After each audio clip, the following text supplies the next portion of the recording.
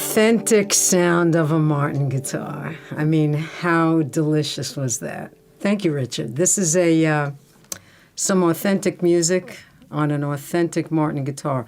What is the Authentic series? This is a sterling example of what the Authentic series is. Actually, if you wanted to buy a 1933 OM18, I wouldn't mind it. It would cost you several $100,000. Wow. Yeah. But you can get the most perfect copy of this guitar right here at Reidys in Blackburn. Okay. What is it about this particular Martin guitar that makes it an authentic? So that's what I want to talk to you about. The Authentic series first was created to give you the chance to have a museum edition guitar that wouldn't cost hundreds of thousands of pounds.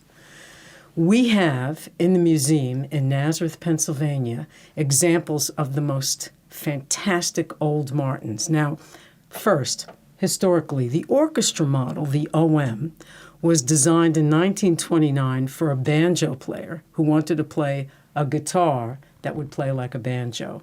Prior to that, standard guitars were gut string, 12 frets, big, fat, flat necks. And the orchestra model was designed in 1929 to give this banjo player, Perry Bechtel, a chance to play with the banjo and mandolin orchestra and be heard. That's why it's called the orchestra model. In 1931, we made some very ornate ones.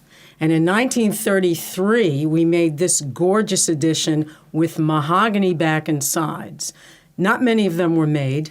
However, we did get our hands on one. We took that guitar, that original 1933 OM18, to the hospital. Why? To give it an MRI. Because an MRI, a magnetic resonant imaging, would show us exactly where we put the braces. Because in 1933, we have fantastic records, but many of the measuring things and tools were quite different than what we use today. So we wanted to see exactly internally, what did we do? How thick were the braces? How were they shaved? Where were they shaved?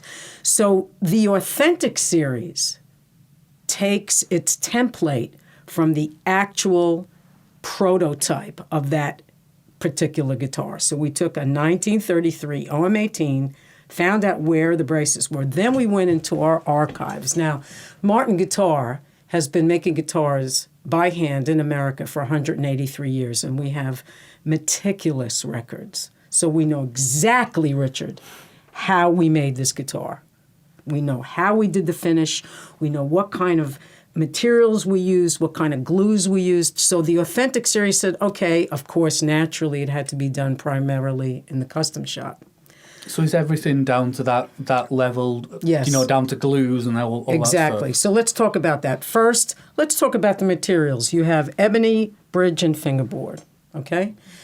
We have Adirondack spruce top. Adirondack was, of course, the go-to spruce for C.F. Martin for many, many, many years. What will be the difference between that and Sitka that you'd find more commonly on string guitars? I mean, the first discussion is why spruce at all. Spruce is noted for its incredibly, impeccably straight grain, which makes it very, very, very important for the top, which is the most important feature on an acoustic guitar.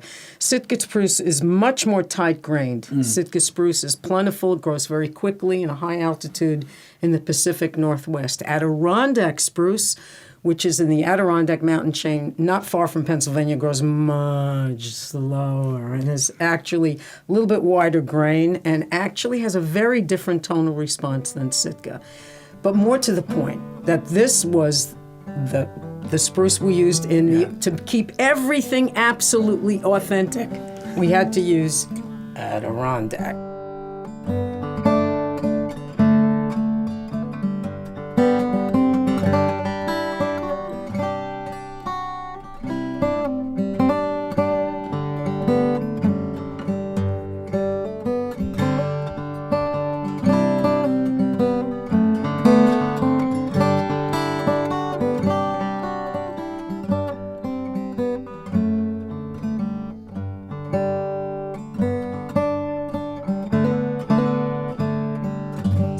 ebony bridge and fingerboard, Adirondack Spruce.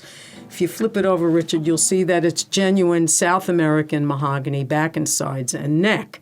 Now, let's talk about other aspects of this. And what I mean by that is, first of all,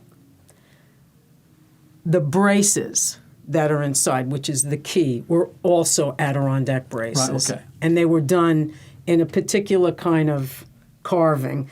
What we wanted to do on this guitar is actually try to make it sound old. Okay. Now, over time, naturally, what happens is the finish oxidizes, and every time you strum a Martin guitar, it improves. I know this is an amazing aspect of a Martin, but it's absolutely true.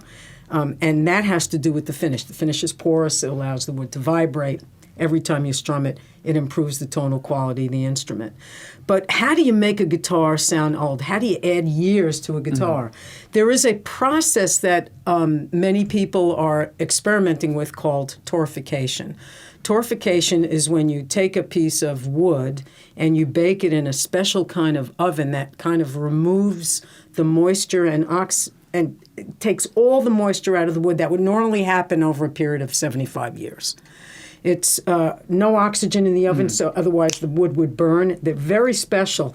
And most people are using torrefication on guitar tops the same way they bake cookies. They put the top in, bang, pull it out. Right. I torrefied it. What we're doing is something very particular. We don't call it torrefication. We call it VTS. That stands for Vintage Tone System. So what we do, this is mind-boggling, we take the original OM18 into the facility. We have a special facility we work with.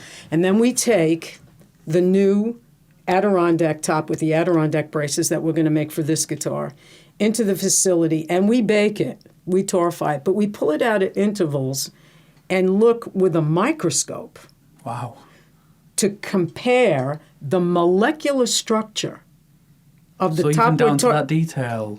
So what we're trying to do, Richard, is zero in on the actual year Right. by comparing the molecular structure.